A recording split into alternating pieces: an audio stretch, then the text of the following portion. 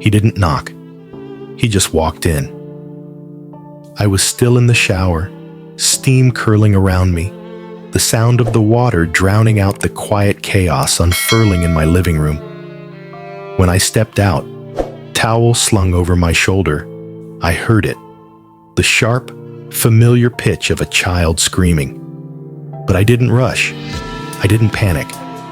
Because this wasn't new. This was my nephew, a 4-year-old hurricane with a track record. And that sound? The shrill cry that made windows tremble and neighbors turn up their TVs? That was just Tuesday. I didn't think much of it. Not until I saw my brother sitting on the couch. And beside him, on the cushion, what used to be my Nintendo Switch. The screen was spiderwebbed in cracks. One of the Joy-Cons was hanging off at a twisted angle, like it had been yanked and slammed and bent until it gave up. I didn't even need to ask. The damage spoke louder than any scream. But I asked anyway. What happened? My brother looked at me, almost sheepish. He got upset. We tried to take it away, and he threw it, then stomped on it. That's it. That's all I got. No apology, no offer. Just a broken console and a shrug that told me everything I already knew. No one was going to fix this for me. Here's what you need to understand. I'm 15. I don't have a job that pays me hundreds every weekend. I saved up. Birthdays, Christmas, every spare dollar that didn't go to snacks or school stuff. I saved. I worked for it. That Switch was mine. My first real big purchase. Not something handed down or bought on a whim. It was mine. And in a matter of seconds, my nephew, who breaks things like it's a sport, destroyed it because he didn't get his way. That's not an accident. That's a pattern. And I'm supposed to just eat it? I didn't yell. I didn't cry. I picked up what was left of my Switch and went to my room. I called my mom. She wasn't home. She was working, as usual. I explained what happened, and for a second, she was on my side. She was mad, furious actually. Said she'd call my brother immediately, and she did. I heard the call from down the hallway, muffled rage echoing through the house. They left shortly after, and for a brief moment, I thought someone was finally going to do something about it.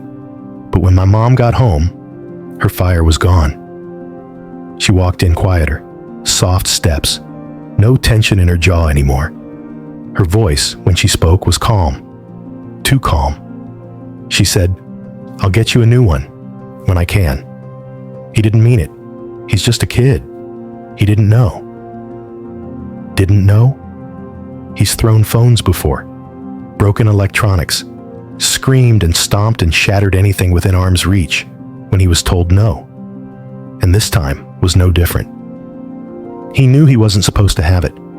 He knew he didn't get what he wanted. And he knew how to retaliate. So I asked, why can't my brother or his girlfriend pay for it? Why is it your problem? She hesitated. Then came the excuses. My brother doesn't work, doesn't have money, can't afford it. His girlfriend works at a taco truck. They're barely getting by because he refuses to get a job, because he sells weed on the side and lounges around while everyone else scrambles to keep up. Because my mom, my overworked, always tired, always giving mom, is the one paying their bills when they fall behind, covering their rent, buying their groceries, fixing their car when they ignore the warning signs and it breaks down. She even bought most of their kids' Christmas presents last year because, quote, they were going to order them later. That kid had 5 gifts, maybe actually from his parents. The rest were from her. And now she's going to replace a $300 console that he broke. A console I bought with my own money, my own effort, all because my brother can't be bothered to be a parent, and she can't be bothered to hold him accountable. So, yeah, I'm mad. I'm mad because this is how it always goes. They screw up. She cleans it up. They fail. She foots the bill. And I'm stuck watching it all, knowing that if I had done the same, if I had broken something of theirs, or acted out, or refused to lift a finger, I'd be torn to pieces. But him? He's the golden child. The bum, with the get out of responsibility free card. I told her that, not yelling, just flat, real. I said he could replace it if he got a job, that it wasn't fair, that she was enabling him.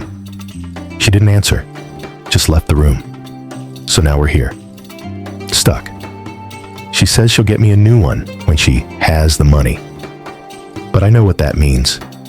It means maybe, someday, after the bills are paid and the car's fixed, and she's bailed them out again, if there's anything left. And maybe I am being harsh. Maybe. But I worked for that console. I earned it. And they took it from me like it meant nothing. Like I was supposed to just accept it. I shouldn't have to lock up my stuff in my own house. I shouldn't have to worry that every time they drop by unannounced, every time that kid steps inside, something I own might get trashed. But now I do. Now I know that no one's going to protect the things I care about if I don't. I've got my bedroom door closed. The broken switch sits on the desk, screen shattered, Joy-Con dangling, and it still hurts to look at. Not just because it's broken, because it's a reminder that in this house, in this family, being responsible doesn't mean you're respected. Being thoughtful doesn't mean you're protected. And being right doesn't mean you'll be heard. So, am I the asshole for wanting my brother or his girlfriend to pay for what their child broke? Or have I just finally had enough of cleaning up the messes that no one else will? This story isn't just about a broken Nintendo Switch. It's about something deeper, something more universal. It's about what happens when a family protects the wrong people. It's about what happens when accountability dies under the weight of excuses. And it's about a 15-year-old kid who's learning, too early, what it means to be the only adult in a room full of grown-ups. The hardest part of stories like this isn't the anger. It's the loneliness, the realization that your voice doesn't carry the same weight as someone else's excuses, that your effort doesn't matter as much as someone else's mistakes. But here's the truth. You're not wrong for demanding better. You're not selfish for asking people to take responsibility. You're not cruel for being tired of being the one who always has to just deal with it. To anyone listening who's ever felt like the only one fighting for fairness in a house full of double standards, you are not alone. So let me ask you, have you ever been the one who had to bite your tongue while others got away with everything? Have you ever watched someone destroy something you built and then been told to understand? Drop your story in the comments, or just write one word that says, "I see you." Because sometimes knowing you're not the only one is the start of healing.